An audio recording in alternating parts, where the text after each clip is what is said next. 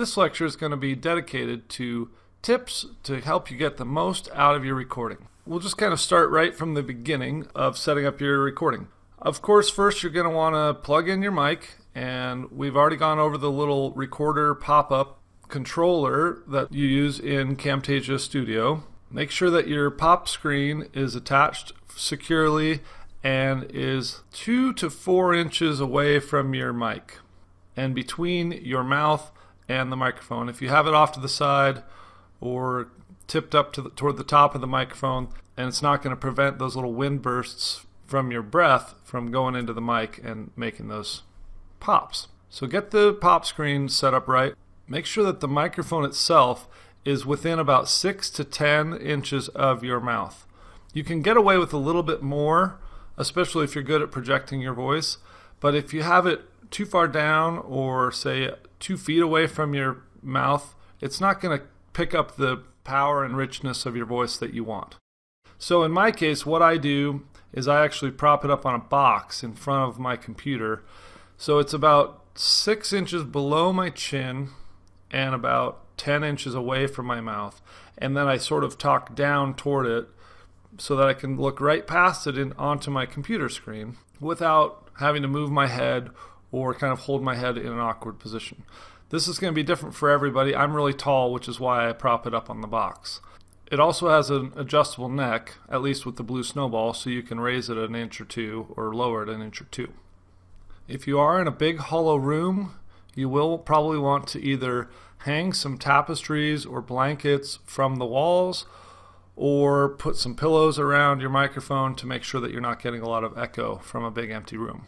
Also, take a good close check for background noise. If you have the washing machine on, or you have kids playing in the background, or a dog that's going to start barking, any humming noises like air conditioning units or heaters, it's a good idea to actually turn your heat or your air conditioning off. If you're in a hot room, then crank it up while you're getting prepared and cool the room down. And then when you start your recording, turn that air conditioning unit off, because any of those whirring and humming noises are just going to create background noise that's going to be harder for you to edit out, and it's going to lower the quality of your recording. One of the most important pieces of advice that I can give to you is how to actually get ready and talk into the microphone. Not all of us are naturals on a microphone. I certainly am not. So the number one best thing that I've found I can do is when I sit down to record, especially if I'm either in a bad mood or I'm just kind of tired or I'm not feeling inspired, or maybe I have allergies so my voice is a little hoarse or something. There can be a lot of factors that kind of contribute to you not feeling super excited to get on a mic and start recording your voice for the world to hear.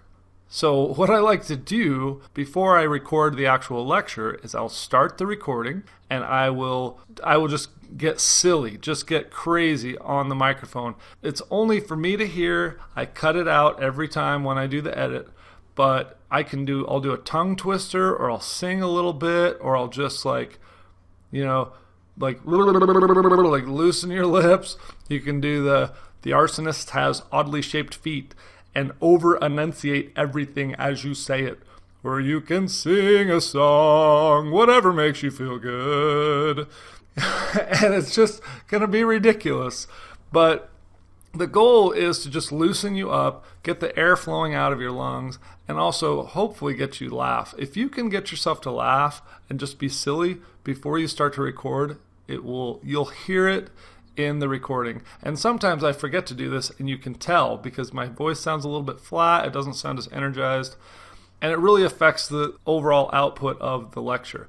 So do something silly. It doesn't matter what it is, but get your lips moving, get your air flowing, and get yourself laughing, and you'll be a mile ahead of where you were when you started for getting a good quality recording.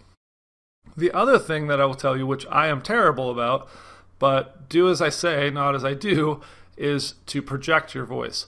If you actually push air out of your lungs as you're speaking, the sound quality will be immensely better.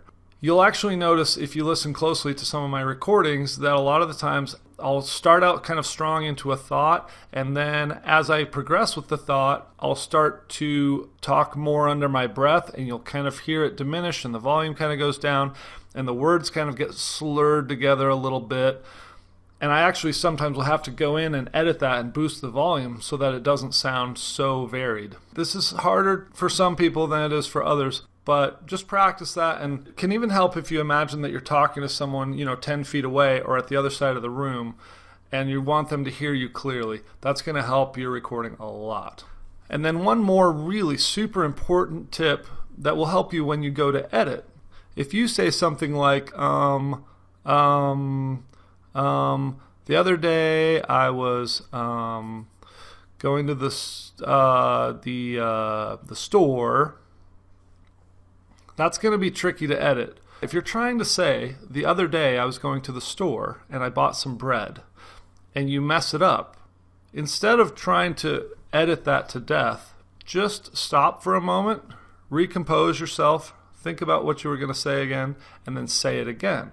The other day I was going to the store and I was going to buy some bread. And that way you can just edit out all of the mistake part, and you'll have the nice, clean, composed part to keep. You will still spend some time editing out little gaps between when you pause or when you stutter or put in an and that's fine. But if there's a concept that you're trying to get across clearly and you sort of say it wrong the first time or fumble it, then just say it again. The first time you say it, you can just consider like a rehearsal. The second time you say it, it'll be nice and clear, and it's really easy to cut out the other piece. Now this is the beauty of screencasts actually, because if you were on a headshot, like a talking head, and your face was on the camera, you wouldn't be able to do that very successfully. You'd have to put in some sort of a transition so that it didn't look like your mouth and your head was jumping around from phrase to phrase. But with a screencast, no one can see your mouth moving and no one can see those edits.